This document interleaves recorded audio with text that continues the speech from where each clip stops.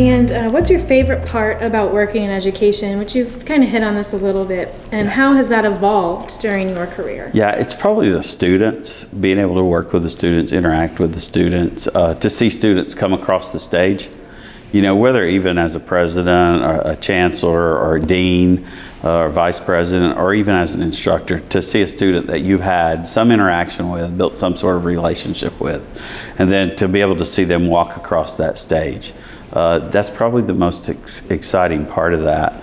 But you know what I have noticed in the 25 years of my teaching is it's with the changes in the economy, it's getting harder and harder, and as we raise tuition, it gets even harder and harder for students to go to school and be successful at school. Life gets in the way. And so I think some of the things that we're doing now in providing basic needs support, such as our food pantries, mental health support, more increased and more counseling services that are there, are just a necessity of some of those changes that we've seen over the past 20 years.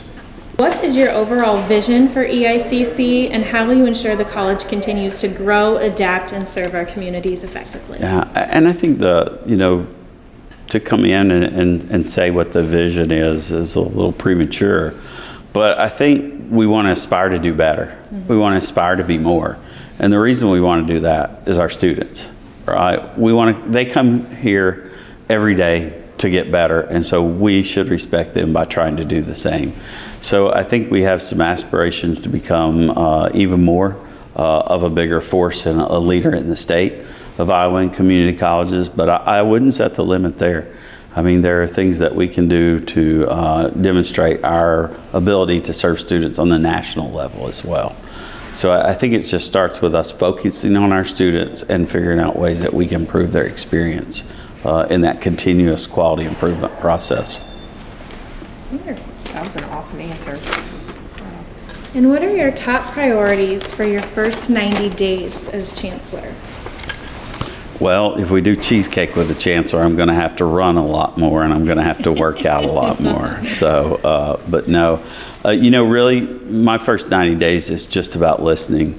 And I just want to get out and meet as many people as I can, talk to as many people as I can, that's students, faculty, and staff, and just kind of hear their perspective and really want to listen and understand both what their concerns are and also what their successes are.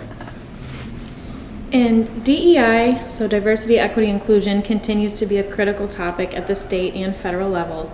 How will you ensure EICC remains committed to open admissions while also creating welcome and inclusive spaces where all students can thrive?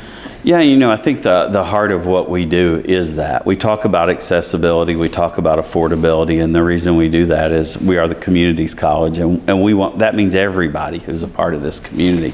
And so, but I do think we have to be intentional and kind of check our pulse every now and then, making sure that there aren't any barriers to students. And I think watching the data and looking at the data, disaggregating the data and looking at it in a lot of different forms, a lot of different ways, but also we have to talk to our students and hear their story and talk to the community members, both those who have had a positive experience and those who may have not had such a great experience, and then really work on that to ensure that we're being inclusive of everyone.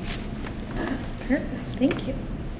If your first 90 days had a theme song, what would it be? Aaron threw in some possible options. Here Comes the Sun. Yeah. Tom Petty, Come Together. She did. I thought about that one. Yeah, and as I thought about it, it's probably a little obscure, but maybe we'll get some recognition for it. It's called Morning in America, and it's by Duran Jones and the Indicators.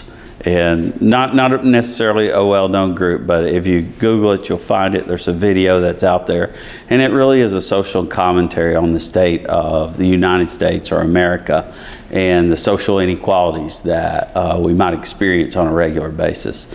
And so when I listen to that song, it makes me think about our mission and what we're doing, because we're trying to help everybody find a better place in life.